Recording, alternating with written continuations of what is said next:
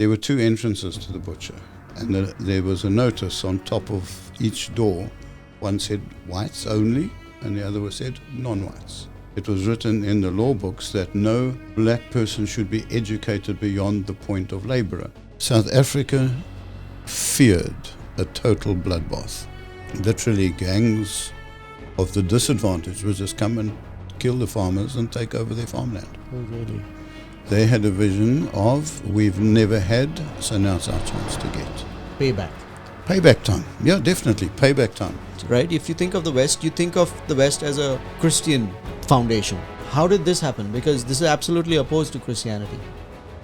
You are treading on very sensitive ground here. It is sensitive. Dangerous ground. And I could be shot for that one. But one thing that's common between apartheid and India is that in India we have the caste system.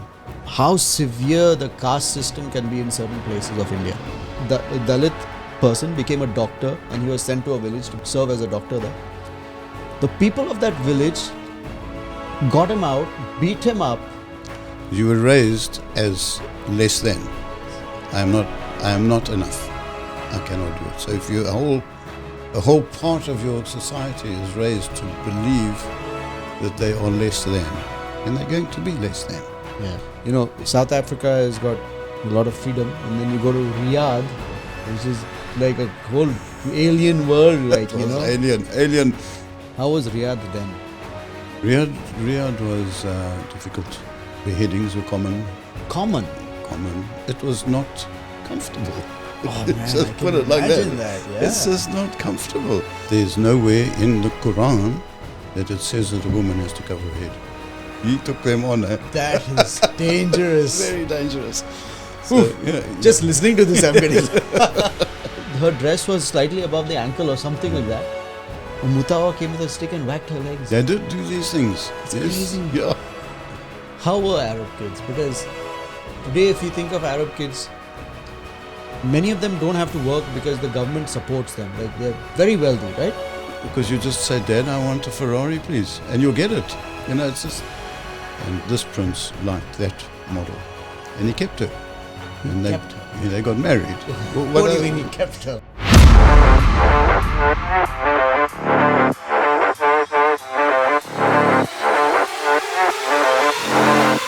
What's up, guys? This is season 2 of the Creative Genesis podcast. The intros are going to be very short, to the point, and this is for all of you who just don't have the time to watch long stuff. Listen, today's guest is Keith Nelson. He's a South African man who's moved all the way to India with his lovely wife. He is an artist, he's an educator, and I'm happy to say he's a friend. So today we're going to speak about some interesting stuff, very interesting stuff. He has been a principal in one of the schools where all of the wealthy kids of Saudi Arabia study. So he's witnessed that. He has witnessed a little bit of South African apartheid when he was growing up. So I get into that. I also brought out how maybe apartheid has something similar, something like the caste system of India. We talk about that touchy subject, I know, but it's so beautiful because it all wraps up into a very, very meaningful end. You gotta watch it.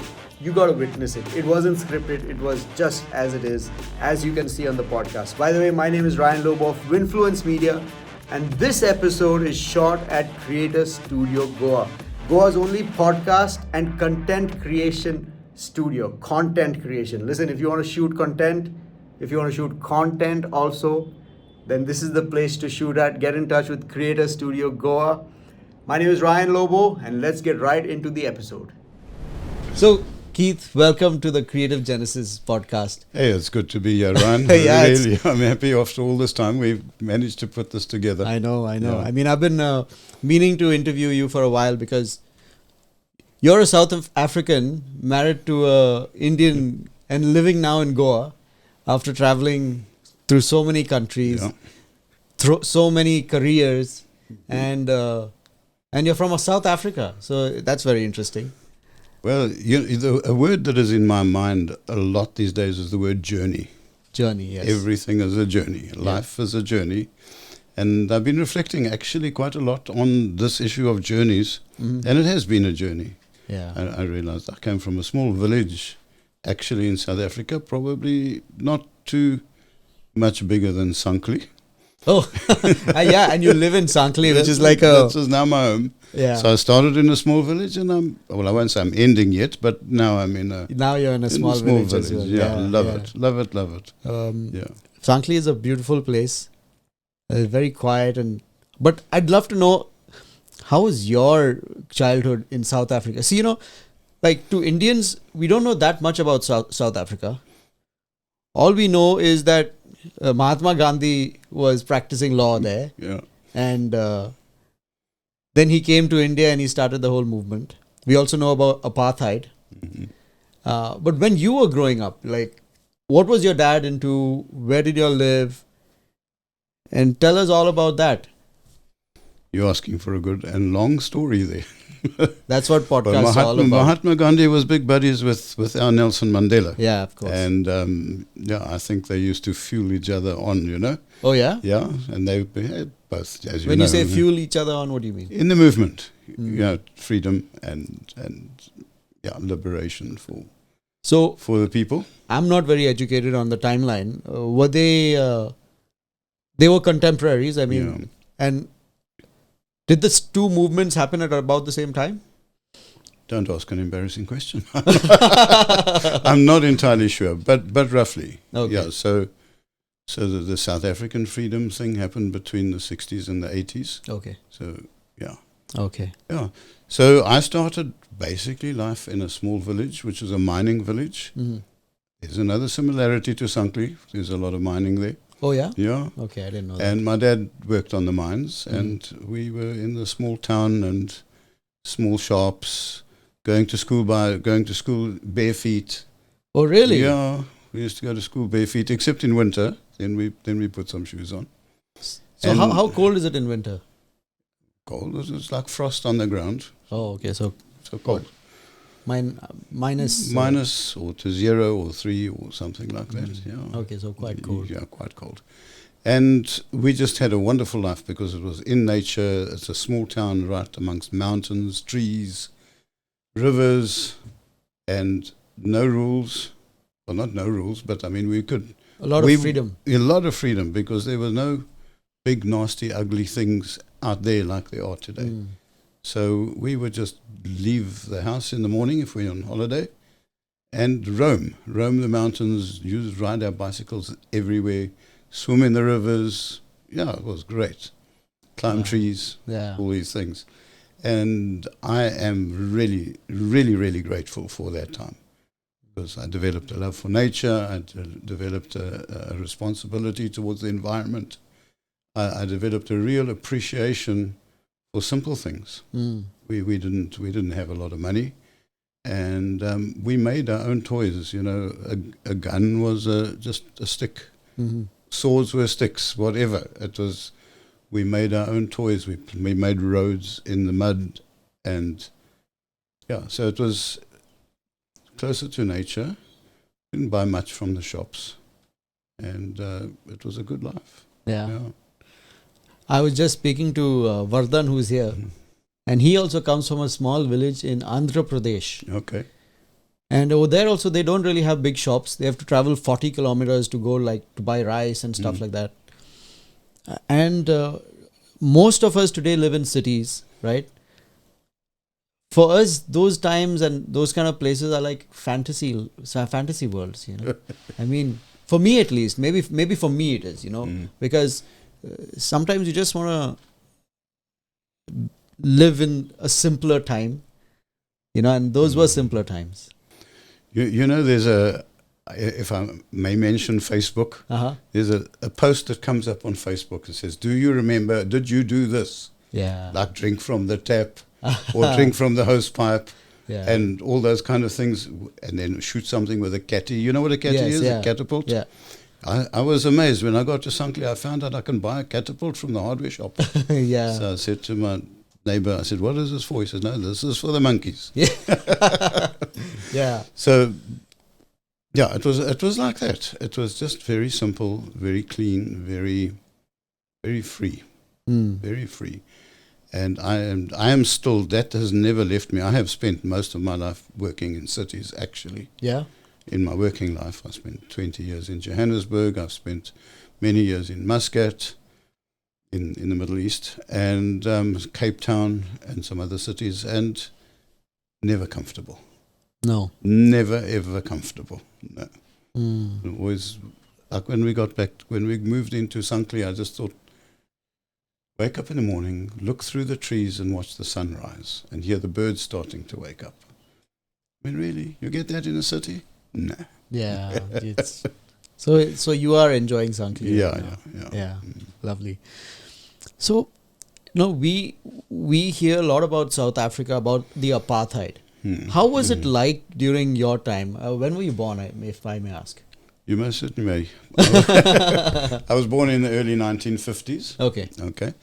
And I think we were a little isolated in this little town, and a little bit ignorant of what was going on in the big city. We had no television, by the way.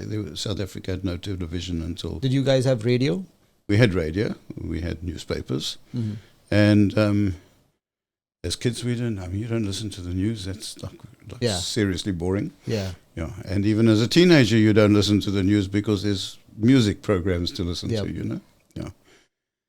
And, but when we went down to the butcher, there were two entrances to the butcher, and there was a notice on top of each door. One said whites only, and the other one said non-whites. And same with the bank, same with the post office. So people were separated all the time. That was in our face. We did see that.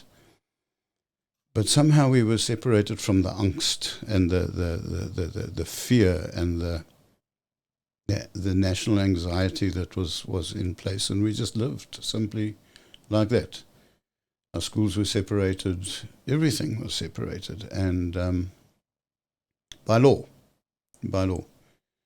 So the I'll just call them black people. I don't know what else to call them. In South Africa at the time were largely labourers. So certainly on the mines, they were definitely the guys doing the labourers, and they lived in what they called compounds, which were like small rooms, low cost housing, and they lived there, and they were kept separate from the town itself where the whites live.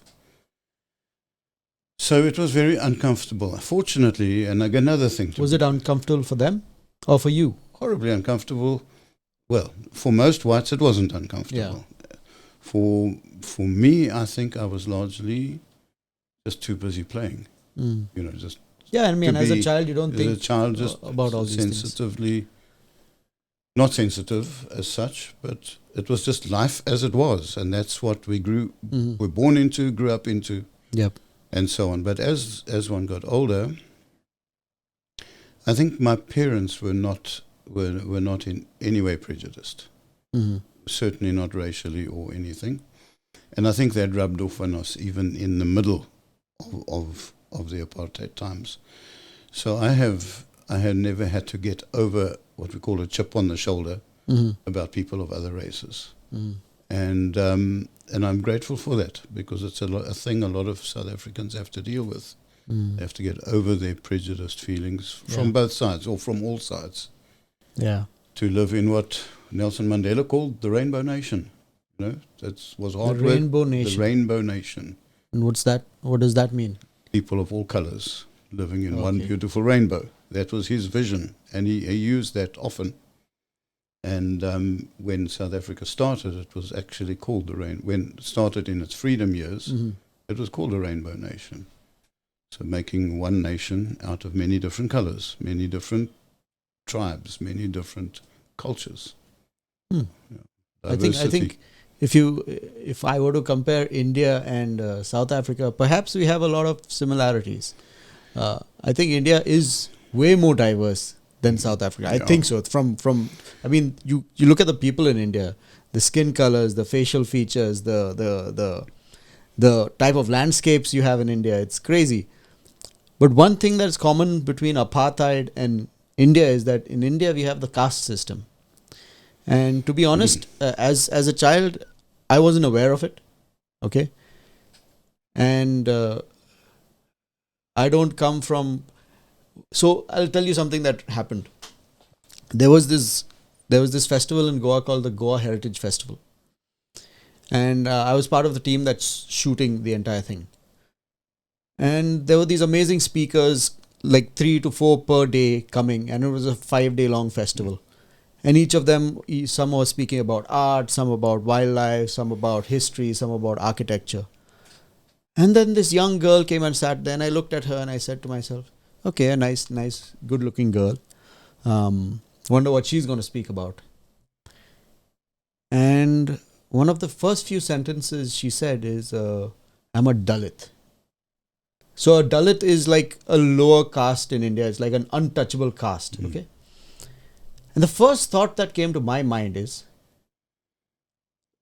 why even say that? I mean, who cares? I don't look at you any differently. So even though I was a videographer, later on, after her session got over, I actually asked her on a mic and I said, I didn't look at you any differently. And even if you are a Dalit, I don't look at you differently. So why did you have to mention that you are a Dalit? But, I was actually admonished for it. Because they said, and I agree to them now, it opened my eyes that I come from a place probably where they call it privilege, that I am not a lower caste, right? And I am not aware of what they go through, I'm not sensitive to what they go through. And they basically said, just because you don't go through what we go through doesn't mean that what we go through is not important and who we are is not important. You may not recognize the pain we go through, but it is there and you should know about it. It's your ignorance that made you ask that question. So just recently, about 2-3 years ago, I watched this film, and perhaps the reason I'm saying this is because apartheid and the caste system is very much alike. Even though I don't know much about apartheid, there's this film called India Untouched, and it is a film by one of my mentors when I was part of a documentary filmmaking program called Stalin MK, and I'm hoping to get him on the podcast as well. You should watch that. I don't know what your experiences of apartheid are, but I was shocked by how severe the caste system can be in certain places of India. Like in Goa, I don't see it that much, but I'll tell you, as a child, one thing I did notice is that certain people were only allowed to enter from the back of the house. And another thing I saw is that some people sat on the floor. And as a child, I was like, why is this person sitting on the floor? That's wrong. They should sit like we're sitting. And I questioned my grandparents. I don't know what they said, but very few things that I saw. But in Bombay, I never saw it. I lived in Bombay most of my life. But what are the things that you saw? As you're talking, the things are actually like just going through my mind. I've never actually put the two together, the caste system and apartheid, but it's like very parallel. You mentioned some people going through the back door and others allowed to come to the front door. Yeah. It's only the privileged that come to the front door. We had that. Servants, and if you were a black person, you were a servant. I mean, it was just like that, I suppose, much like the caste system as well. You could not rise above that. And so you went to the back. You went to the other door in the shops. You got served differently. And you sat on different benches. We had park benches. Park benches had, what do they call them, whites and non-whites. And you never mixed those things. I was telling my wife the other day that we'd been on a train here in India, and I was telling her that the coaches were classed according to your color. So first class was just for white people, the privileged. Second class was for poorer white people, and third class was only for blacks. So if you were a rich black person, if you were an educated black person, you still stayed there in the third class. You could not move. And I think, the examples are very similar, very similar. It was It was in everything. It was, you never, when you climbed into a car and if you were taking, you had a black person in your car with you, they always sat in the back. Even if you had no passenger in the front, they always sat in the back. And that was natural, that was normal, that was just the way the culture was. I think maybe one difference is that South Africa was ruled by a minority of white people. They were ruling a majority by a minority, and that particular minority of that time, that government, the apartheid government, was very intentional in that. So far that all these things that we are talking about are not written in culture, were written in the law books. It was written in the law books that no black person should be educated beyond the point of labourer, which affected the education system right through to university onwards for years and years and years. Those legacies have been very hard for, we'll call it the new government, although it's nearly 30 years old, but to deal with those hangovers, if you want to call it. So you're basically saying that the new government is suffering because the people they want in power now, or to have these certain positions, have grown up during the apartheid and were not educated to the level that whites were.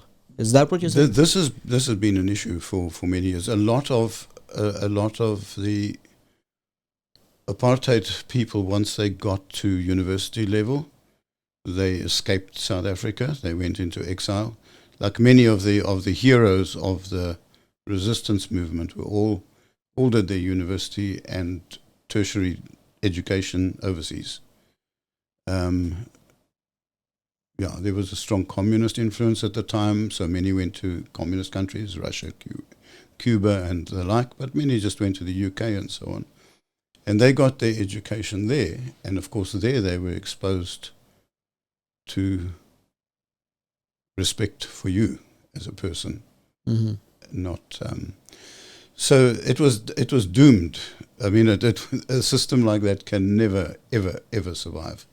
But the problem was that it was legalized. It was the government of the time. It was their stated policy, and but it was doomed. And fortunately, it ended in a way that it should have. You say unfortunately it ended in a way. Fortunately. Fortunately. Fortunately. Yeah. So I have a question. This government that created the apartheid system, on what principle did they create it? Because if you think of the West, right? If you think of the West, you think of the West as a Christian, foundation, right? The American independence was based on Christian principles. A lot of the England and all these places. How did this happen? Because this is absolutely opposed to Christianity. You are treading on very sensitive ground here. It is sensitive. Dangerous ground, but we'll tackle it. The main colonial power, well, there were two main colonial powers in South Africa. One was the Brits, the British, as in most of the rest of the world, and the other was, in our case, the Dutch. Yes. And the Dutch, from a Christian point of view, are obviously Protestants. Okay. And highly Calvinistic. I don't know if that means anything. They followed the teachings of John Calvin. Okay. Which is extremely. I don't know. There's a lot of good and wonderful things that come out of Calvinism, which we still have today. But there was something in it which covertly maybe spoke of racial superiority. Which has gone into other worse things in the world, that racial superiority idea. And in a sense of entitlement, a huge sense of entitlement. Okay. And so when they came, all colonials have that huge sense of entitlement. Yeah. Come into a country, we have discovered. I don't know who discovered India, but it wasn't Indians. Maybe Vasco da Gama or somebody. They came into southern Africa said, we have discovered Southern Africa. Never mind, there were indigenous people there already. Yes. So you can't discover something where people already are. Mm-hmm. And so as it developed, the Calvinistic Christianity came in, and it was mixed.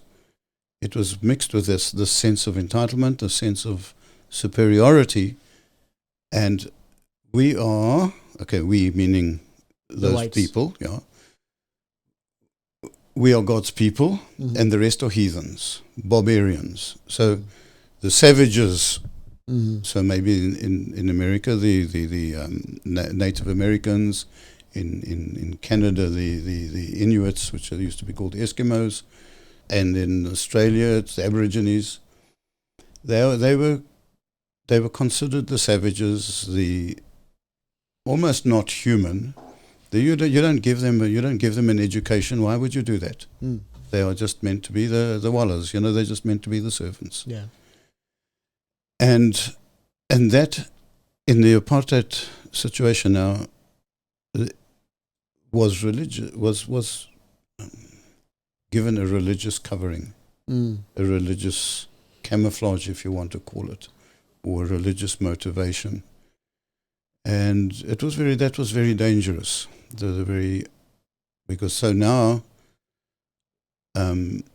white supremacy is, hello, look at my skin, okay? Mm. It's also white. Yeah. But white supremacy was entrenched politically, it was entrenched religiously, it was entrenched commercially and economically. And there was a very big commercial drive behind that as well, because they discovered huge gold fields and huge diamond fields in South Africa that have kind of been superior to anything else in the world since then. And that needed labor forces to feed. And so there was this whole uneducated mass of people that needed to work. Mm. So they become the labor caste Yeah. as such. Yeah. So religion certainly plays a huge part in it, although there were very, very strong Christian leaders amongst the blacks. And there were very, very strong, Bishop Desmond Tutu as an example of that. He was a contemporary of Nelson Mandela's. And there were very strong Christian whites who could see that this was not Christian, and who fought against it and ended up in jail and were imprisoned for decades, some of them, on this. So I'm going to kind of draw a parallel between South Africa and India. So, you know how you say that the whites considered the blacks as inhuman. So you've heard of the Aryans. Have you heard of the Aryans? But I don't know much. I would not say that I'm a scholar on this or I'm very, very knowledgeable about this. But this is a theory, and I may get a lot of flack for this. That the Brahmins, the Brahmins are called the priestly caste or the upper class of society, right? There's a theory that, Abraham, Isaac, and Jacob were the fathers of Christianity, the Islam, and Judaism, right? Correct. Yeah. I've heard this, that there is a theory that the descendants of Abraham came to North India. And Abraham's name was originally Abram, right? So these guys the Brahmins came from Brahm. Oh, well.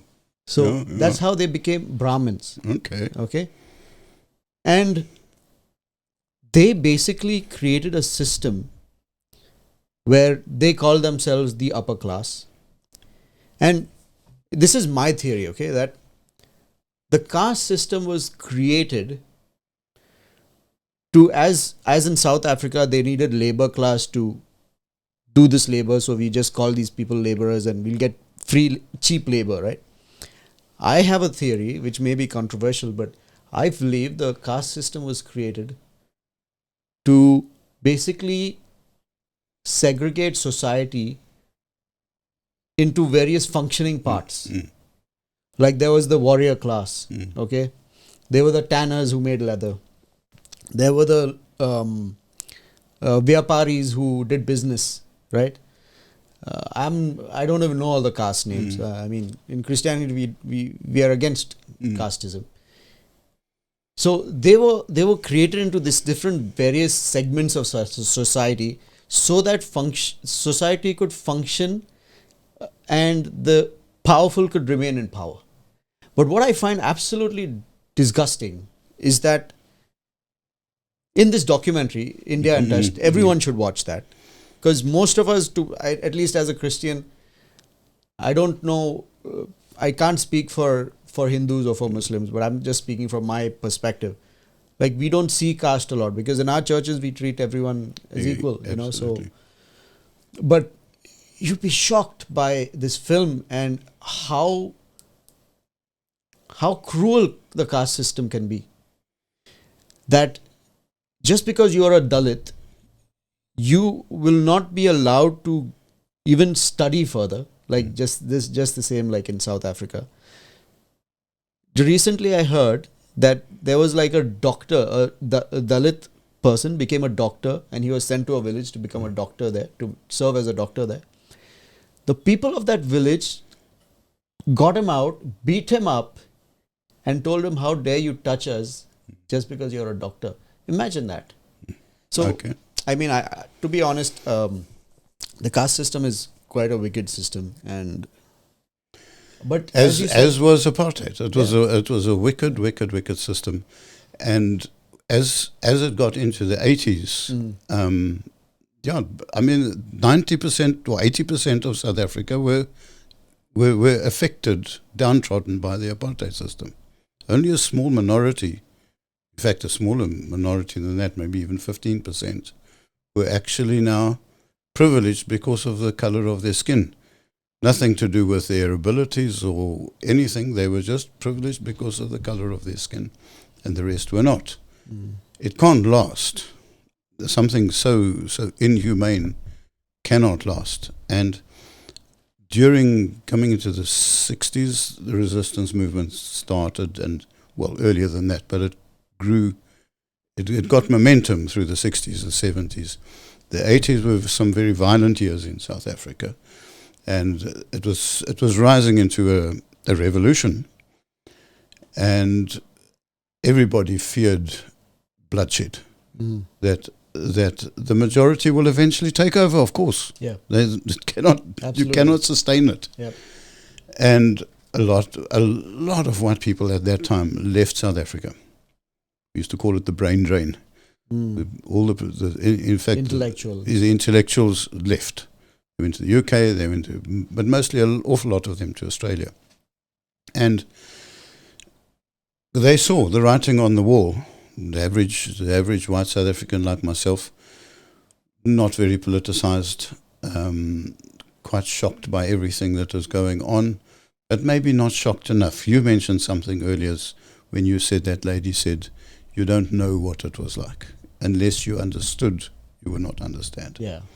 And I think we were in that kind of situation, feeling it, hating it, but a little bit, just a little bit numbed to it by seeing it all the time, kind of accepting the status quo to a certain extent. And I think that is on us, that we didn't, that I think is on us to some extent. But as these people began to rise up, and then the leadership began coming back from exile, the Nelson Mandelas were in prison, and a huge number of his followers, who became leaders later, were imprisoned with him, purely for this issue, purely to stand up for what is in fact right. Many of them Christians, many of them not. But they stood, and South Africa feared a total bloodbath, as it happened in some other African countries when they fought for their independence from colonial power. There were tremendous bloodbaths, like terrible war. And it didn't happen in South Africa. It didn't happen in South Africa because of two people. Well, I'll actually say three people if you don't mind me saying that. The first two were human. One was the current Prime Minister of South Africa, a guy by the name of de Klerk, and the second one was Nelson Mandela. Those two sat together and they had a vision of getting this thing sorted out. And they pushed for this united thing to take place. They pushed for a free one man, one vote election. Okay. And the third person, of course, that was there was, I believe, God was in that. Because otherwise it would have been terrible. So de Klerk, is he a white? Yeah. He was at that stage the Prime Minister of the Apartheid regime at that stage. The Apartheid regime. What Regime means the Apartheid government. Okay. Yeah. Okay. So he was the leader. He was the political leader. He was the leader of the country. And he had enough sense and enough humanity to sit with. In fact, they would call Nelson Mandela the devil, because it is like evil. To sit with him and to talk and to find a way to bring about what was essentially an overthrow, but in a peaceful way. It didn't go without violence. There was violence, but as in a major bloodshed revolution, it didn't happen. Yep. And they both got the Nobel Peace Prize for that. Wow. Two opposing sides coming together. The story is amazing. And if I can tell you another story, I mentioned the black church leader earlier. Desmond Tutu, Archbishop Desmond Tutu of the, I think he was in the Church of England. He worked close. He gave everybody uphill. If there was unrighteousness amongst the black community, he gave it to them. If it was amongst the white community, he gave them to them. He feared nobody. He eventually ended up in the role of a mediator between the two, call them the two factions, after freedom had come. And he headed up a thing called the Peace and Reconciliation Commission. And the whole thing was there that everybody affected by apartheid would have an opportunity to speak their voice. And the perpetrators, who had the guts, would be able to stand and ask for forgiveness. And that became a public forum for people to make amends, verbally, but to make amends from heart to heart. The most moving scenes took place in those meetings. And I think that creating an opportunity for making amends, both asking for forgiveness and giving forgiveness, was part of what saved South Africa at that time. That's amazing. If you like these conversations, make sure to hit the subscribe button. It helps us a lot. Hit that bell button to get notification when anything new happens, because season 2 is going to be rolling out fast. Now let's get back to the interview. You mentioned earlier that the system created like a chip on the block, like an imprint. And I think the caste system or apartheid, it not only puts like social barriers, but it actually influences people's minds to make the lower caste believe that they are nothing. I just saw this video recently of a lady going up to a horse, and she has no rope in her hands, but she's acting like she's tying the rope around the horse, and then she's pulling the horse, and the horse is just following. Yeah. And there's another example of how they chain baby elephants to like a small stick or like a small pole in the ground or whatever. And the baby has no power to do that. You do that to the same elephant when he's an adult and he has all the power in the world to do that, but he will still not do that. Yeah. So it has a lot to do with mindset. And if you are raised to believe for like generations that, you can't overcome this, or you are a nobody, or this is all we are meant to do, like all we are meant to do is sweep the roads, it kind of unfortunately translates to your children and your generations. It does. Unless you break that mindset. it takes a lot of power to break that mindset. And just an example, I hired a boy recently to become a video editor, and he was from a certain, I don't know whether you call it a caste or a kind. They have a surname, these certain people. I don't want to mention it, but so I was just discussing with somebody, should I hire this boy? Because not because of his name or not because of his caste, but these are the signs he has shown me. You know, like he wasn't very sure, and I'm like interviewing him, and he's already showing signs of like, you know, so should I hire this guy? And somebody asked me what's his name. I told them his name. He said, these people, they are very creative. Okay, from this certain community, they are very creative, they're very skillful, but they're not reliable. Like, they will not do anything wrong to you. Like, they're genuinely good people, but they're not reliable. Like, one day they'll just say, oh, I'm not coming, or, you know, whatever. They'll not cheat you or something. They're good people like that, but they're just not reliable. That's who they are. This person said, I've been dealing with them for many years. All of them are the same. And you know, that's the imprint that I'm talking about. A social imprint that comes on you. And do you feel like today, if you think of South Africa, it's doing quite poorly. Do you feel like because of the years of apartheid, where the blacks were made to feel like nobody, they were not educated, today those in power do not know how, because you were telling me earlier that infrastructure is messed up. Yep, it is. And that's sad. So can you talk about that? I think that conversation branches into something else, which I'll touch on, but not go into it much. I think it did. But I think we are now maybe 2 generations, maybe 3 generations away from freedom.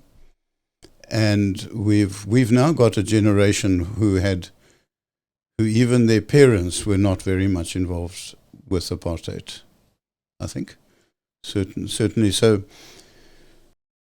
So the young people of today, 20s to 30s, definitely they've not experienced. They've not experienced but it. Their parents would have. Yeah. Their parents would have. So it does carry down, I suppose, through an oral tradition, maybe storytelling. I think the mindset transfers. Yeah, the mindset transfers through the way the kids are brought up. Yeah. Through approaches of education. Yeah. Because the education system has been through many changes. So it does transfer, and I think it is something that can only water down or dilute and disappear through generations. I think it is a generations thing. I heard it takes 3 generations for trauma to be erased. Well, there we go. Yeah. So maybe we're in the 3rd now. But the first free government in South Africa was led by Nelson Mandela, and his cronies from exile mostly, but from the struggle. And they were all brilliant minds, and high-level visionaries. In other words, they had a true vision for what South Africa could become. Yep. That was followed. Now I could be roasted for this one, but they were followed by a series of presidents and leadership of the ruling party who didn't have that vision. They had a vision of, we've never had, so now it's our chance to get. And so restitution was high on their list. And that's where you say restitution, like payback? Payback time. Yeah, definitely. Payback time. So we went through a long phase of suffering? Of a lot of suffering in the country, but it was now the other way around. Yeah. So now whites could not get jobs. And if you were white and you were male and you were over 50, forget it. You'll never get a job. And they had something called BEE, they still have it, called Black Economic Empowerment. So in other words, they took on the role of the disadvantaged. And all law and business and everything had to make that restitution. In other words, you give it to the disadvantaged. Everything, if you were disadvantaged, you now have to get. If you're one of the advantaged, you now have to have taken away from you.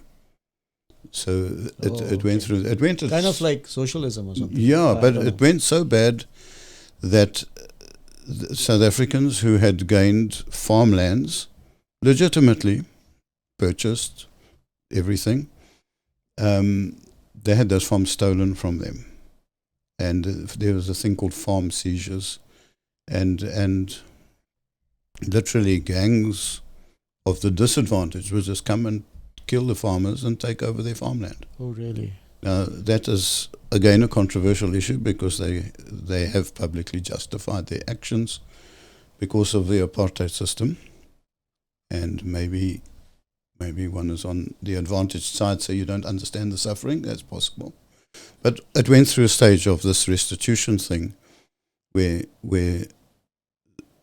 again it's almost a reverse thing, because now we can't just all be equal, because now we are not made equal yet, because these people were advantaged through their education, through their culture, through everything, and these people were disadvantaged. So we have to build these people up and bring these people down. Mm. And that's my opinion, and I could be shot for that one. But over years it has been like that. So it has affected the running of the country, because a lot of the expertise that is in the advantaged society does not transfer into the disadvantaged. So that is one. And the other is just a common problem that seems to be in all of humanity, called greed and corruption. Yeah. And that is one of South Africa's biggest problems as to the fall down of services and infrastructure. And I think it rests on personal greed and corruption. So just the other day we heard this message at church at how our President Murmu, she's a Dalit, right? But she overcame her mindset and the social structures that were put to confine her, and today she's the President of India. There you go. And that's amazing. That is amazing. But I think to do that, you really need to work on your mind. Yeah. You need to break those chains which say to you, I can't do it, or I'm not destined for this. And I was quite inspired by that, that she broke that chain.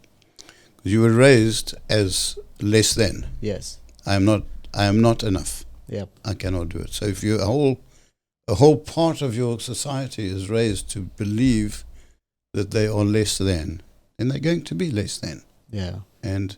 But there are always these shining individuals. There, Nelson Mandela was one, as many others, that fight that thing, that break off those shackles. Yeah. And they do need to break off those shackles. And it takes leaders like that to be an example of just breaking through those, what are they, those bondages, those blocks to society, and stand out above them and show them you can do it. Yep. I think for me, one of the reasons to start this podcast was to inspire people that they too can do it,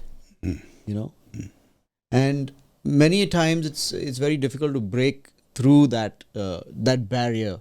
If you're raised a certain way, if you've raised in a certain belief system, some people will never ever believe that they can start their own business or be self-employed or be a creative, because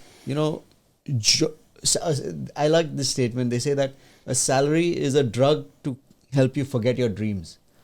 Salary is a drug to help you forget. Oh, that's great, because yeah. And many people don't have the courage to do that. I don't say everyone should. I think everyone, like if I was earning 5 lakhs or 2 lakhs or whatever, if I'm happy with that and that's my salary, do well. And everyone has a different comfort zone. I don't believe everyone should be self-employed or business people. Some people do extremely well being salaried, like even the CEO of Microsoft, they are salaried CEOs. yeah. You know, they haven't started a business No. at all. But I'd like this podcast to, you know, help people to realize that they can do it. You got to break through that mindset that you can't, you know. And Nelson Mandela is a great example of someone who broke through the system and brought about massive change, you know. So this was a very heavy topic. It's a heavy topic. You touched on something, and before you end the heavy topic, I'm going to give you something. I have a very recent example of something, and I will not mention names, but somebody I know very well has just discovered that she's incredibly creative. Okay. Yeah. I think I know. Yeah. She has said for years, I am not... Can we feel her spirit around? She has said for years, I'm not looking anywhere. She said for years, I'm not an artist, I'm not an artist, I'm not an artist. Now you have to see what she does with colors. Wow. Yeah. And if you're saying that, that means it's real. This podcast is sponsored by Creator Studio Goa. If you want to shoot your own podcast, we got everything here for you. Cameras, audio, lights, a soundproof space, and it's located right in the middle of Porvorim, right on the highway, very accessible. And for you who want to create your own podcast, get in touch with us. We can sort everything out just for you. And if you're saying that, that means it's real. And it's been a process of to come to that point of breakthrough. Mm-hmm. And that point of breakthrough has come. Wow. And I think there's a process, like you was talking about the podcast, but we don't always see, because how many times is, oh, look at so-and-so, they are so creative, so-and-so, so creative, I'm not artistic at all. And slowly it comes. And I think with society it's also the same, is it needs a lot of messages, it needs a lot of input, it needs a lot of these kind of things. One podcast will not do it. One podcast might sow a seed in one person's life. And you don't know what's going to happen with that seed. 5 years' time, 10 years' time, it gets watered and watered and watered with something else from there. Somebody else said that, somebody else says that. And the person eventually just, unlike the Nelson Mandelas, who just broke through, they grow through. And grow out and blossom and bloom. As opposed to just like thunder and lightning break out, you know? And I think that is the way that culture can change, and culture can get rid of its rubbish, you know? It's kachra. It's kachra, just because you shared that statement, I'm going to share my own example from a similar person. So, my wife, she discovered after getting married. Now you've just given away my secret. So Sunita is right here. She's behind the scenes. So that's amazing. I'm waiting to see her work. So my father-in-law loves desserts and sweet things, okay? But it's only after my wife got married, right, that she started discovering that she likes making desserts, she likes cooking. And she makes amazing food. And one day my father-in-law came and tasted it. And he said, you know, I never knew for so many years that you could make all of this. Only after you get married, you're doing all of this. You know, because he loved it. And I think it's all about, one, having the freedom to try that out and having the opportunity, right? Yeah. Sometimes you don't know what you're good at until you try it. So she tried it and she loved it, and I'm a happy man. As am I. Yeah. But I think that in a microcosm kind of puts the overall thing. Yeah. So let's move to another topic. You've been an educator for a very large part of your life. Decades, yeah. And from what I understand, it came from volunteering at church to teach or something like that. Yeah. And then you worked in Johannesburg? I've worked in many different places. Yeah, exactly. But so tell us, where all have you worked? Okay. When I started working, there's a story there. I'll leave that part of the story. I went to go and study to become a teacher. I'll tell the story. Okay. I went to study to become a teacher, and moving from. By the way, the small town's name was Pilgrim's Rest. In my hometown. So to move from an environment Pilgrim's Rest. Pilgrims, travelers. Tell me something. Rest. Since it was a mining town, is the mine still active? Is the town still alive? The town is alive, but the town found a new kind of gold because they closed it. Okay. Because it cost more to extract the gold than what it was worth. So there's still gold there, but it's not worth pulling out. And so it's a very, very old town. It literally goes back into the 1800s. So very old, with very rich history. And so you would call it the state government or the municipal government, the provincial government there, decided, let's turn this town into a living museum. So they recreated all the old buildings and the mining works and museums and living museums and activities and horse riding and bringing people in to pan for gold. Oh, yeah? They had gold panning, or they still have all of that. So it became a tourist place. Okay. So it died as a mine, and it would have just become a ghost town. Exactly. If somebody didn't have that idea. So you can go there today, and I could probably rent my own house to stay in. Yeah, I was going to ask you, is there like a museum? This is where Keith was born. No, Keith was just running around in the mud with bare feet.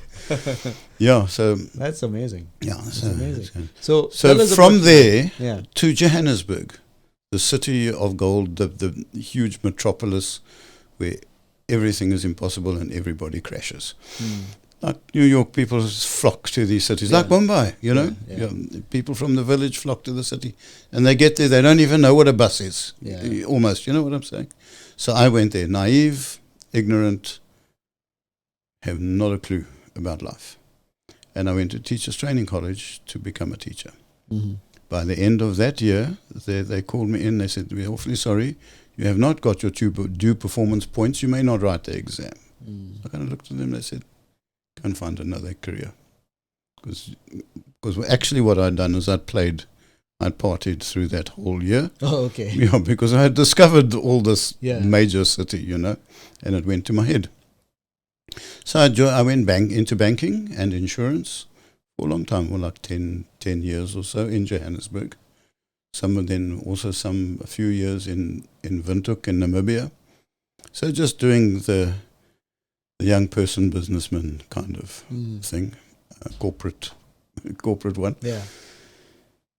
And then eventually, in my spiritual life, I went through a kind of metamorphosis, and I felt I needed to be involved in church work, which I was then doing, and that church happened to have a school. So this is now maybe 15 years after 10 years, 12 years after I was told to leave the Teachers Training College. Okay. I'm back in a school. So obviously it's meant to be. Yeah. So that church had a Christian school, and I became part of it, and I first just taught part-time in that, and then they said, well, look, if you're really fit, you're really doing this, so we'll help you get your belated degree if you keep on teaching, and that's what happened. So I then got my degree a few years later, and my qualifications, and since then I've not basically left education, teaching in city schools, teaching in country schools, small country town schools, Cape Town schools, then eventually schools in the Middle East, and then eventually here I am in Goa. So in the Middle East, from what I hear, you taught in a very upscale school where only the Arabs went, or how was it there? Yeah, my first school was in Riyadh, which is in Saudi Arabia. Oh, wow. Yeah, Okay. So there I was for 2 years, and that was largely for expats from Lebanon. It was a Lebanese franchise school, very big school, everything that opened and shut. It was good. Well, So wait, I got to ask you here, because, South Africa has got a lot of freedom, and then you go to Riyadh, which is like a whole alien world, like, It was alien. I never found the key to that culture. It's still alien. How was it like in those days? Like, which years was this?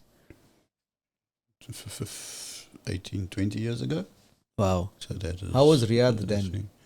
Riyadh was difficult. Yeah. I don't know how much one can say, but Why can't you say it? I mean, Saudi is opening up now. Saudi is opening up now. And this is Yes, part Saudi was very definitely not open at that stage. Yeah. Beheadings were common. Common. I know Riyadh was like more strict compared to, like, I worked in Dammam. Dammam, which is yeah, like yeah. on the, Riyadh was known as the strictest. We had at our school beheadings were common. And hands. Whoa. Yeah, that was common practice. When I got out of the airplane and walked into the airport, Yeah. the first sign I saw was drug smuggling punished by death. Okay. That blatant. I mean, it's not. I mean, okay, that's what they do, but it's just like you don't see "Welcome to Riyadh." You just see this sign. Wow. And at that stage, you were allowed to bring in one Bible with you. Okay. Okay, but I'm you were not surprised. allowed to practice your Christianity publicly in any way. Okay. No meetings, no home meetings, no house meetings. Even expat ladies had to cover their heads and wear abayas. Yeah. They were not allowed to drive, and just innumerable rules and regulations like that. Tell me So something. extremely restrictive. So, like in Saudi, there are, at least in the little that I know, since I lived there for 2 years, there are two scenarios. One scenario is you lived in a gated community. The other scenario, you lived where, like, normal housing, where you have an apartment building. Mm-hmm. Guys, if you want to be interviewed by me on the Creative Genesis podcast, I've shared that email below. That email is strictly for business only. So get in touch and we are open. So gated communities are a whole different world. There are pools over there. Women are not forced to wear abayas. It's like living like in a normal society. But as you leave that, everything changes. So we were living in a gated community. There was a pool. There were women who didn't wear their abayas. They could go in the pool in the bikini. And it's like, it's called Euro Village. So our company housed us there. And I guess all the, well-paid and white people also lived there. So, yeah. Did you live in a gated community? No. Well, at first I didn't live. Yeah, I lived in a small one with about 4 or 5 residential units, but it wasn't. It was a commercial one, not a community one. Okay. So it wasn't like an American. We used to call them compounds, actually. Yeah. American compound, British compound, blah, blah, blah, French compound, and so on. And it was a mixture of people staying there, all expats, though. And the swimming pool was there and so on. So inside that small enclave, it was very much like anywhere. People just living their lives. Yeah. Then I moved from there and moved into a normal apartment, which is in the normal center of the city. Yeah. And with all of those restrictions. So I didn't really get into those big ones which had their own shops and everything. And I mean, outside our school, outside the front door of the school where they kids come into school, there's an armed guard with a machine gun. And the same for the kids going out. If I went to the American school for a meeting or something, you have a full motor vehicle search in the face of a machine gun nest looking at you. So it was not comfortable. Oh man, Just I can put it like imagine that. Yeah. It's just not comfortable. And then when this was really, I found always very amusing, because now they have calls to prayer through the day. There are 5 calls to prayer, and then they used to have, I don't know if they still have, they used to have a religious police. Yes, called the Murtawa. Yeah, Murtawa. Yeah. Now the Murtawa you can always recognize by the short thob, and the What's a thob thob? means the robe. Okay. The robe. Okay. It's like not ankle length. It's above the ankle. Yeah, shin length, and they stick. And then when there's the call to prayer, they run around chasing people to pray. Oh my gosh. They do. They chase people to pray. And then because now people don't like that. Even the Saudis don't like to be chased to pray. Yeah. So what they do is they go and get into their cars. Uh-huh. And they drive around the city for prayer time. Okay. But even for us, when that happened, if you were in a shop, like a supermarket, the doors would close. And for that prayer time, you're stuck in that shop. Oh. Because every shop closed during prayer time, and at the end of prayer time, it opened. And if you happen to be inside, well, sorry for you, my friend. I know that somebody told me that once he was roaming with his wife, and obviously she's fully covered, but I think her dress was slightly above the ankle or something like that. A mutawa came with a stick and whacked her legs. They did do these things. It's crazy. Yeah. Hitting a woman. Foreigner too. Yeah. Yeah. They did. They run. The people run when they see the mutawa coming. I They don't used to. I don't think it's like that now. Yeah, it's very different now. I mean, So a friend of mine is a Canadian couple. okay. White. But while he was in Saudi, he converted to Islam. Okay. And being a bit of a scholar, he kind of studied Islam quite intensely. Uh-huh. And his wife didn't. Okay. But that wasn't the issue. But he said, because now he's got a Western mindset which is rebellious, yeah. you see, a non-conformist. So he found out in there that there's nowhere, what he said, I don't know the truth of it, that there's nowhere in the Quran that it says that a woman has to cover her head. So he told his wife not to cover her head. And they walked out, and the Mutawa stopped them time and time again, and he stood in front of them and he argued with them. He said, I'm Islamic. Prove to me in the Quran where it says my wife must cover. He took them on. That is dangerous. Very dangerous. So, Just listening to this, I'm getting... Because it's serious over there. It's like no jokes. No jokes. You can't be playing around. It's not soft. It's not soft. Not soft. No. So you've actually seen... Have you seen a beheading or a chopping of the hand or something? No, I've not seen. But it happened during your time? It happened during my time. The driver of the school, a guy from India, he used to drive me around in the early days before I got a car there. And he told me that just like a few weeks before I arrived, this happened. There's a particular shopping square, a square with shops around it, where they would do this. Yep. On certain days, I think Fridays. I don't remember. It's like the Roman Colosseum. It is. Yeah. And they put a cordon of soldiers around the whole area, and they just push everybody into that square. You will be watching. You can't just slip off. You're forced. You have to watch it. And he was caught in that, and was forced to watch. Yeah.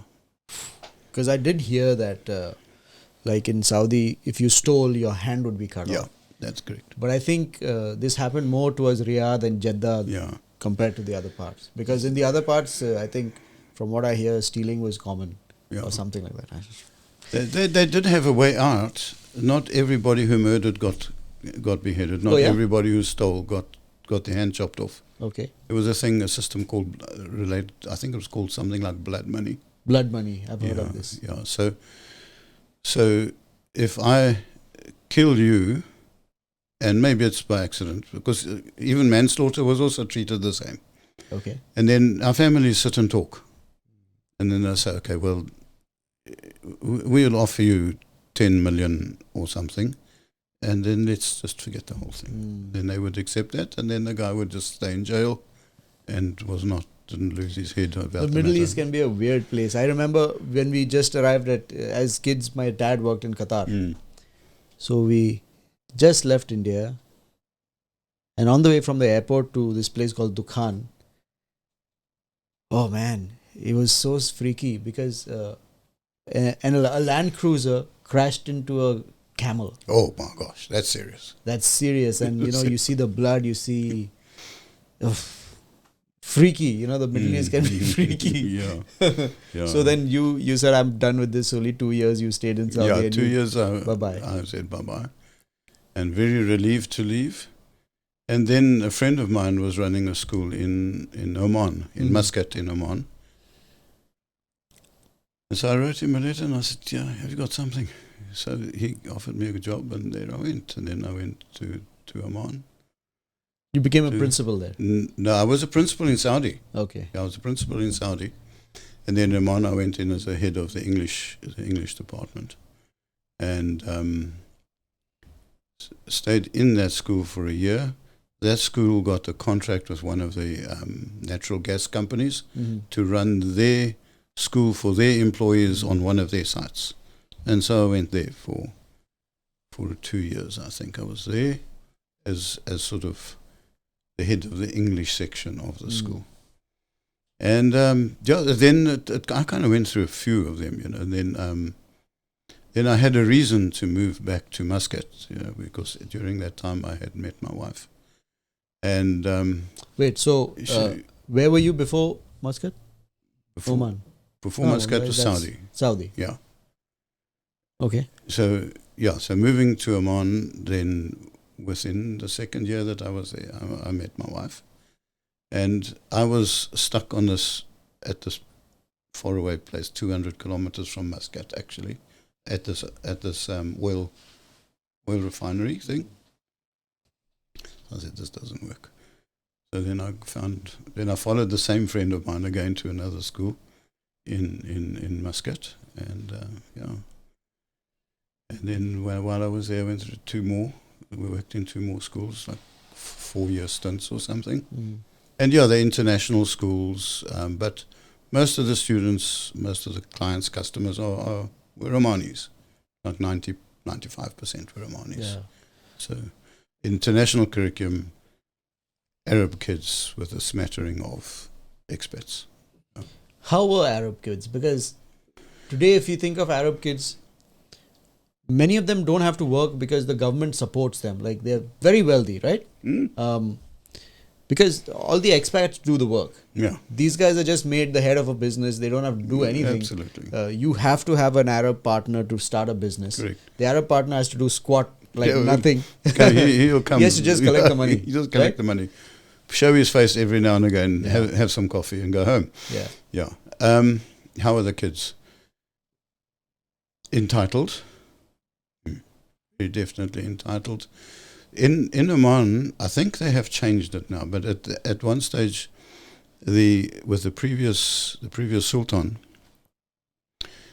if you were born in the sultan's family, in other words, if you were born with his name, then you received X amount of money, and it changed depending on how far away from the throne you were or how close you were. But it averaged at about 2,000 riyals a month. As a baby, from your first month, you got that put into an account. So 2,000 riyals is how much? Like, I mean, in those days, 5,000? No, I'd 5 lakhs, 5 lakh Indian rupees. 5 lakhs. Okay, 5 lakhs. That's going into your account every day from day birth. Wow. And it stays there. Now, if your parents are clever, they don't use it. That's your money. So you have this, even if they're not terribly rich, you have this huge amount of money waiting for you, which comes to you when you're whatever age. And so what are you going to work for? Yeah, exactly. And then on the other hand, your dad has got some business, he's a partner in some business, or he's some minister, or he's this or that, and earns big money.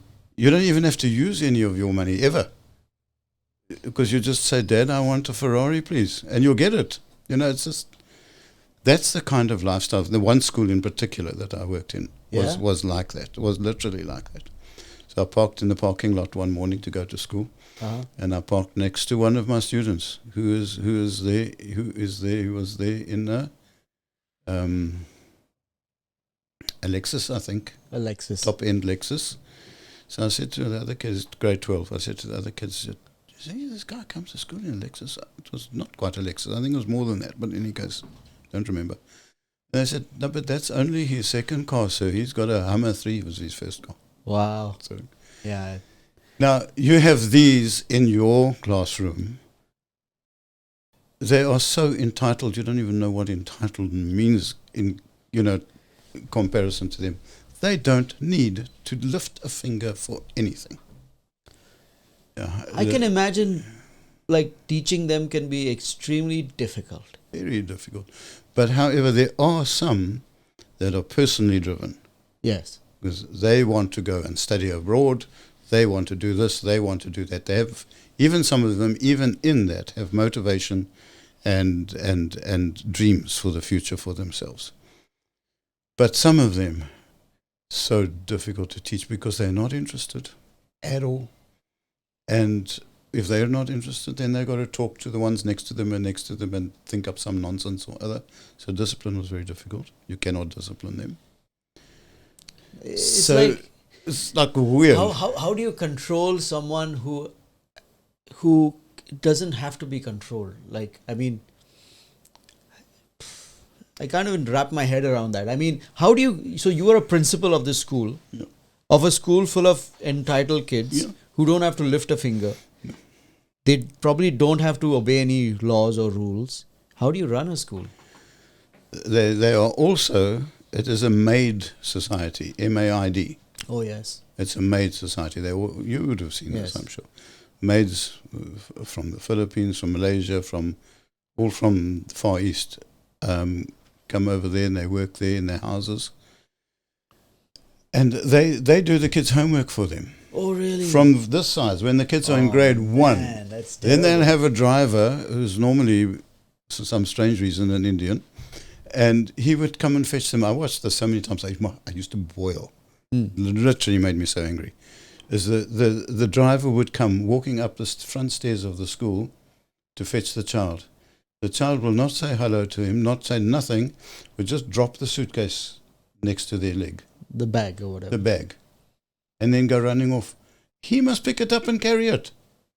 I thought, I mean, really, this little child's making that thing?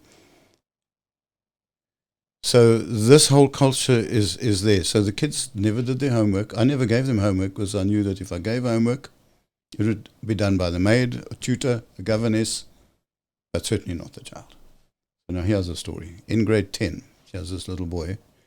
Well, he's not so little, but he's a teenager. And never did any work. Never. His dad is a prince. And his mother is, what happened years back was that a group of models from Europe, I don't know from where, I think Germany, had come over to Oman to do a modeling consignment. And this prince liked that model. And he kept her. He kept her. They got married. What do you mean he kept her? Well, that's what, I mean, what else to say? No, it's because it's literally possible to just keep... No, he did not illegally, but Yeah. they got married. And then this son is an offspring of that. Okay. So the dad was always off in Germany, here and there and everywhere. He's this absent father. Yeah. And the mother, not interested. So we eventually, this guy was just trouble. Caused trouble. Like what kind of trouble? Disruptions, fighting, sleeping, whatever, doing what you wanted to. Sleeping in class, yeah. Okay. I mean, that's not a big issue, but it's a big issue. I thought sleeping with girls, but then I was Well, wondering. I'm quite sure that was also happening, but... But is this a co-ed school or... Yeah, co-ed school. Okay. So we eventually, after much trying, we managed to get the governess in. And Governess? Yeah. What do you mean by we're trying governess? to get the parents Okay. to come in and speak to us at the school about his behavior. Okay. That if at least we can just make some steps forward, you know. Right. And they would never come, so they sent the governess. So the governess, like in India, this is like an alien concept. What's a governess? A governess, okay, here in India, the idea of private tutoring is not an alien concept. No, it's not. Every parent is compulsory. You got to send your kids Yeah. for tutoring, okay? So now that is like getting a tutor from overseas and bringing them and keeping them in your home. Oh, it's like... And their job is only to educate your children. It's like the sound of music. Yeah, Yeah. exactly. So eventually we dragged her in. She just said she doesn't know what to do. There's nothing she can do. Where was she from? She was, I don't know, I think Irish or something, somewhere from overseas. So eventually, somehow, some manipulations or other, the head of that section managed to get the mother in. And he said, please, just do something for this child. Even if you can just check that he's doing his homework, or just check what homework he's got, just some small thing. She turned to this guy and she said to him, I stay in the west wing of the palace. He stays in the east wing of the palace. Do you expect me to walk from the west wing of the palace to the east wing of the palace just to help him with his homework? Go. Enough said. Finished. Wow. Do you notice something, Keith? We have actually made a round circle. We first began talking about deprivation of human rights, right? Like being not allowed to have the rights and the privileges, and which is also bad, which is bad. And here we are on the absolute opposite spectrum, where they are overprivileged, and that is also ruining their lives. Yeah, absolutely. I mean, I can imagine these children are they're wasted human beings. They're like they're uneducated, I guess. I don't know. Well, they will get a degree. Yeah. But how much of that is actually paid for, you don't know. You know that's if you have somebody doing your homework and because no school will have the courage to fail them in a year. No. Yeah. Yeah. That's So it's like that, and one wonders which is worse off, this end of the spectrum or that end of the spectrum. Yeah. Actually. So in Saudi, I mean, they always do this. In every Middle Eastern country, they try to bring more locals into the oil field and get rid of the expats. Yeah, yes. But it's Saudi. It's called Saudi-ization. It's impossible. Yeah. Because you can never get the experience of the expats. You know, the workers because they're passionate. They do it and they're educated. It's very difficult to find that in the local population, especially when they're so privileged. But obviously, you do. Like I had colleagues who were Saudis. They had studied in the US and very smart guys. Yeah. But like compared to the rest of the population, it's like a tiny amount. As you said, they were self-motivated. Yeah. Self-driven. Now, here's an interesting thing. Again, I'll just mention an incident. It was something to do with Ramadan. I think one of the Eids or something. And I had to go to the bank, and I was sitting next to it was during Ramadan, and I was sitting in the queue next to a really elderly Omani gentleman. And the elderly Omani gentlemen are real gentlemen. They really are. They are people of dignity and character, and they made that country work. And the clerks in the branch, the service staff, working so slow, so lazy, because now it's Ramadan. We don't work very hard in Ramadan. And he is sitting there, boiling. He says to me, this elderly Omani gentleman, he says he cannot handle this. The next generation just wants to be lazy. His generation They worked for where they are. Oman went from 18 kilometers of tar road to a developed country in 40 years. I mean, amazing. And he was so ashamed that I have to sit and wait on these people because they just not bothered. And he was ashamed. So it kind of, his generation, so now he would be probably 60-something, his generation are very different. The next generation is very different. You know, they say that tough times make tough men. Tough men make easy times. Easy times make weak men. It's true, And this is a perfect example. In that society, there's no toughness. Sometimes I think we are very grateful that we have tough lives, and there are a lot of tough things to deal with. I mean, it's like a curse to be overprivileged. It is, because actually, literally you have no reason to make anything out of your life. Everything is at your feet. Strange. Anyway, let's come now to your whole art journey. So you retired from Muscat. You married a lovely Sunita, and you're now living in Sankhli.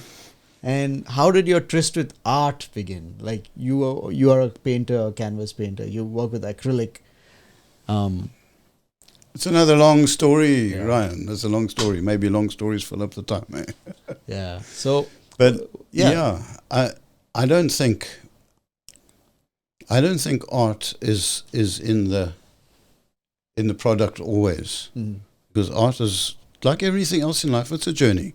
It is a journey. It's a process, and it's got to start somewhere.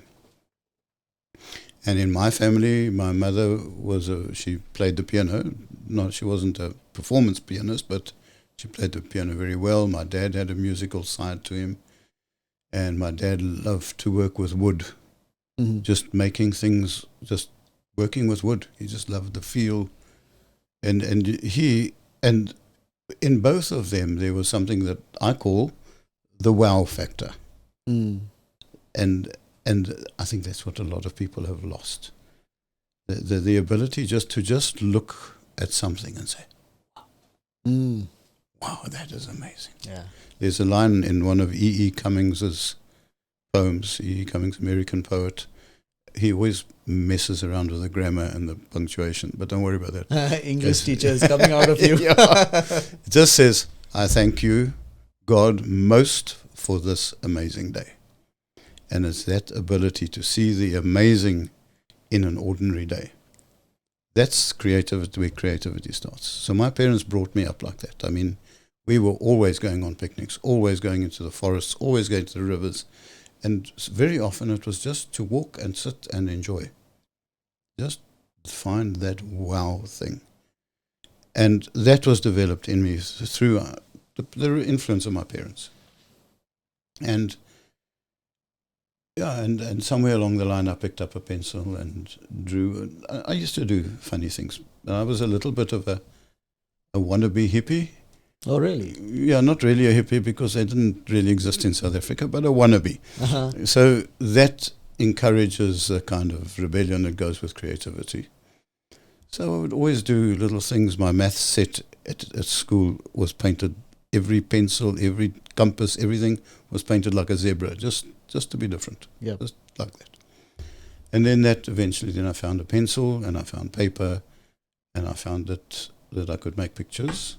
And that's kind of where it started, and as a teen. And then from there on, sometimes less in life because of busyness and because of other things, sometimes more. It's always been part. Whether they sell or don't sell, I never sold anything. I mean, I never even thought of selling things. Often it was just an expression of what's inside. I just sit and draw and draw and draw. And then I was part of a very creative church in Johannesburg, and I hooked up with two other artists, and they were both professional artists, and they did this for a living. But we made a little group, the three of us, three creatives there, and we ran an arts group within the church, and every week we would have a meeting where we would do different things. Sometimes we would just teach drawing. Sometimes we would talk about Christianity and creativity. Sometimes we talk about art in the Bible. Sometimes we would paint, choose an artist and start copying their paintings. Sometimes we would do little drama productions and all kinds of things. So we did that for a number of years. It culminated in us running a very big Christian arts festival in South Africa. So a lot of creative involvement. Moving to the Middle East, it gets a bit smaller, but then I took painting more seriously, and I've been painting since. I like what you said, that we have to continue to have that wow, the ability to look at something and say wow. I don't know why I don't remember this psychologist's name, but in the book Ikigai, they speak of logotherapy, and it was developed by this brilliant Jewish Hebrew man who survived through the Holocaust, and he came out and he developed this theory. I think actually while he was right before the Holocaust, he was starting to develop logotherapy, and he wrote many books on it. But he talks about how, when the Jews were taken through these trains to the what do you call them? The concentration camps. They were like in cattle stuffed in a train, and they had no place to sit. They were all standing, and they had the most miserable conditions.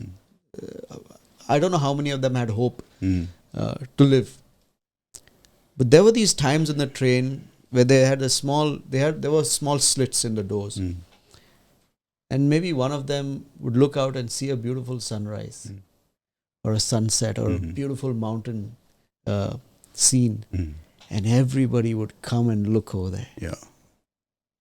And just the ability to see something beautiful revived their spirits and gave them strength and hope to carry on. That's a beautiful story yet. Yeah.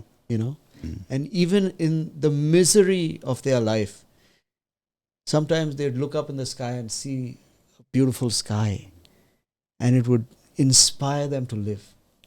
Yeah. And the ability to do that, to look at something that maybe many of us consider normal, but the ability to do that and to say, wow, it's so powerful. Wow is powerful.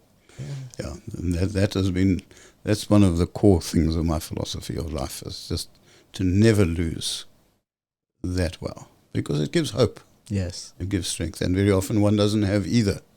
In life, good things happen and you just lose that. But somehow once that wow thing is in there, it's got you.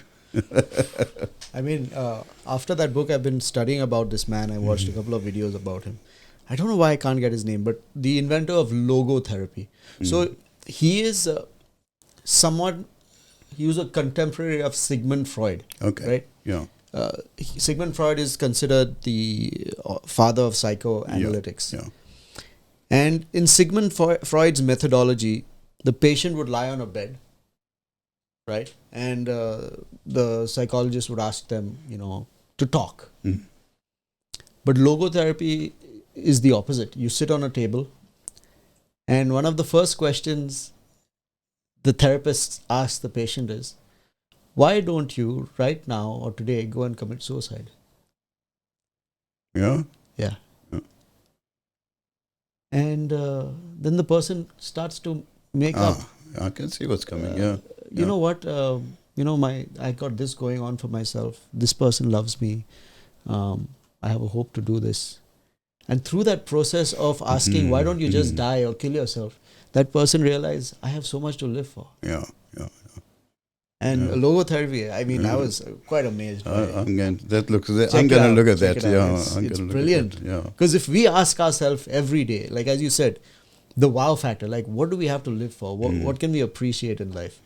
What's going on for ourselves? If you wake up in the morning and write down 10 things that we are grateful for, that's powerful. Very powerful. Yeah. I end my day with that. Yeah? Yeah. I write down That's amazing. a list of things that I am grateful for. Yeah. And I mean, you can't, I'm sorry now to get back to something else, but you cannot live in Goa without the wow factor. Yeah. I mean, even this tiny little village where we live, which is, it's not got the amenities of the city side. It's quite backward. It's in the interior. Yeah, it's in the interior. Not very and well so on, known. yeah. Where the cows and the monkeys and everything come past. But the sunrise and through the leaves and the light and the sound of the birds, I mean, it's wow. Yeah. It is wow. In fact, Goa is wow. Yeah, it is wow. Goa is wow. It is wow. There's a T-shirt for you. Goa is wow. There's this meme going on. What's that meme? Just looks like a wow. Have you seen that meme? So Goa just looks like a wow. Oh, I have not seen that, but that's absolutely. I'll send it I need to get a T-shirt with that. Yeah. Well, Keith, I have to be honest. I could continue this conversation for the next 1 hour. There's so many things to talk about, but it's been a real pleasure talking to you. Yeah. And we've talked about some very serious topics and some very joyful topics. Yes, we have. So it's a mixed bhaji, like we call it in India. But I think everyone should listen to this, and I hope they get inspired to break through their barriers and and do something great with their lives. Yeah, Because I believe that each person has some greatness in them. absolutely. Yeah. Yeah. Thank you, Ryan. It's been fantastic. I mean, I think we should sit over something and Oh, yeah. and continue some of these For sure. conversations. For sure. Thank you, Keith. Yeah. And Thank you, Sunita. Thank you, Ryan. Yeah. Awesome. Thanks for listening to this episode of the Creative Genesis podcast. This podcast is sponsored by Creator Studio Goa. You can find us on Google Maps. And hey, if you want to get in touch with us, the email below, use it for business inquiries. Once again, thank you very much. This is your host, Ryan Lobo from Creative Genesis podcast. I'll see you next time.